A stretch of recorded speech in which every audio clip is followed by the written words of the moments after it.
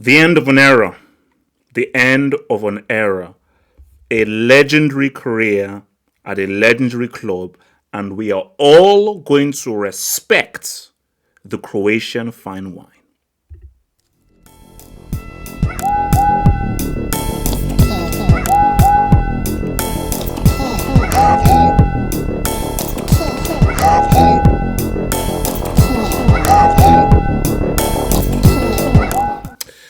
So, it's done, man. It's done. So, this is what your boys will say. Shout out to your boy Fab, man.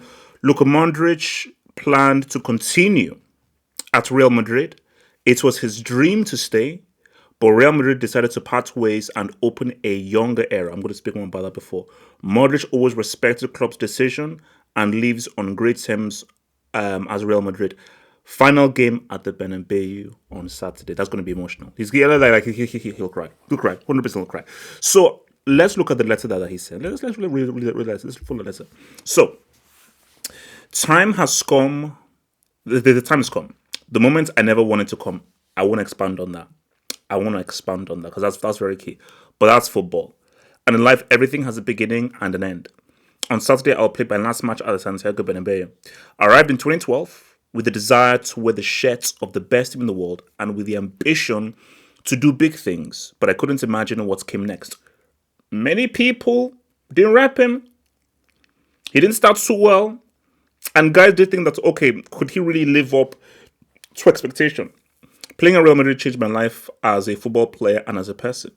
I feel proud to have been part of one of the most successful eras of the best club in history. What's it called? 4 UCLs in 5 years. In 5 years, 3 UCLs in a row, plus another 2 more in the next decade. I want to thank the club from the bottom of my heart, especially the president, Florentino Perez, who was responsible for telling you to F off. My teammates, coaches, and all the people who have helped me during all this time.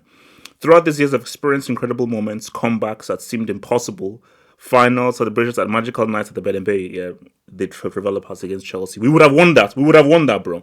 We won everything, and I was very happy. Very, very happy. But beyond the title and victories, I carry in my heart the affection of all Madrid fans. I really don't know how to explain the special connection I have with you and how supported, respected, and loved I've felt and feel. I will never forget each ovation and all the gestures of affection you have shown me. Leaving with a full heart. You see, he's not happy to leave. Filled with pride, gratitude, and unforgettable moments. And even though after the Club World Cup, I'm no longer going to wear the shirt in the field, I'll always be a Madrid fan. A la Madrid y nada más. So, I mean, I don't think he's going to be playing the Club World Cup. I mean, guys in the comments could tell me, but I think that because I say his final game is this Saturday, which means that he won't play at the Club World Cup.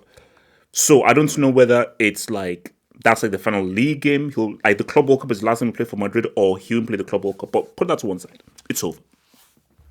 But one thing I wanted just to look on there was he never wanted to leave. And I think what Modric wanted to do was retire at Real Madrid. That's what he wanted. What he wanted to do was to say, no, I want to retire in Madridista. My view on that, look, see, it's what Real Madrid is. And you know what? I actually do respect it. You see, there are clubs who are very sentimental about loyalty and it's like much more as a family. Real Madrid are mercenaries. Real Madrid, they're mercs. These guys, it's not a family. It's not a charity. It's not, oh, let's come together. What? No. We're here to win trophies. So if you are subject to requirements, piss off. Look what they did to Cristiano Ronaldo. Look what they did to freaking Sergio Ramos and how those guys left. So, and I think that there was a very key thing in the Fab news piece that was said, which is a younger era. And that is 100% to do with this. We saw through the season. There were flashes, but we knew it. Yeah, Modric, you can stay for another year, bro. Like father time is a real thing. Father time is a real thing. And it just did not seem plausible for him to continue. And this is 1000% the right decision.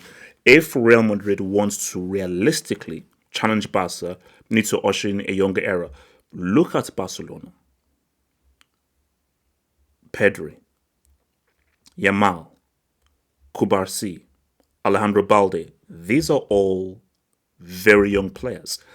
And these really young players are amongst their most important and best players. So for Real Madrid, you have to look at the future.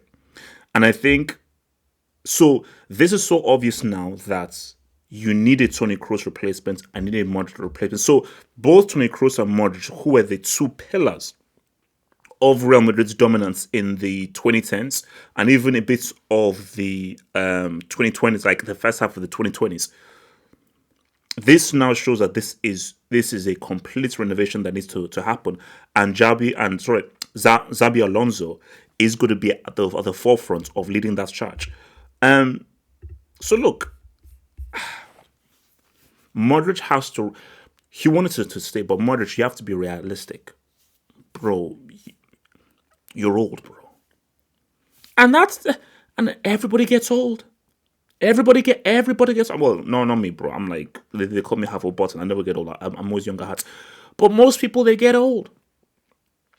And when you're old, it is what it is. It is what it is. Like, you can't. Real Madrid had to move on from Toni Kroos and had to move on from Modric. And I'll keep it real with you, because I think Toni Kroos is a bit younger. Like, during the 2020s, Toni Kroos looked to give a lot more than Modric. So Toni Kroos, Toni Kroos actually left at the right time. Like, the way Toni Kroos never left on the decline. Toni Kroos never left where we were questioning his age. This was the season where I said, okay, Modric, you're too old. Like that, you're too old. Bro, when I saw Modric being wheeled out in the first minute and he played 90 minutes, I wanted to call the Human Rights Association. I was about to report to Real Madrid to the US. I said, bro, this is elderly abuse. This is elderly abuse. You can't be playing this dude for 90 minutes, bro. Real Madrid, if you're serious, look at the Barca midfield, where before he got injured, you had Casado and, of course, Pedri. So you're looking at Casado and Pedri and Dani Ceballos and freaking Modric. Come on, bro. Like, so, but, because we're going to talk about this on Hangout. Well, he leaves a legend. And I'll be real with you.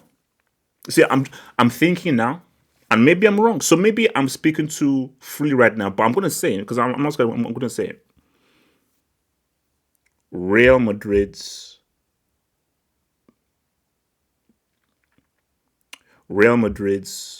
best and greatest midfielder. I'll say it. I said it. Zidane is a greater player. But listen to what I said. Real Madrid's, not the greatest midfielder of all time, but Real Madrid's best and greatest midfielder. Best. I always thought that he was superior to Toni Kroos. He spent longer at Real Madrid than Zidane did. Greatest. He was at the forefront of one of the most legendary UCL runs we've ever seen, the likes of which we'll never ever see again. I'm going to look back at the tape. Who was the best player on the pitch in the second half of the 2017 UCL final? Who was the best player in the second half of the 2018 UCL final? I think it was the man from Croatia. So yeah, I'll say it. Unless someone wants to now respond to me, and we will discuss this more, he is Real Madrid's best and greatest central midfielder. So for Modric, it's a great and amazing way to live. Absolute, complete legend.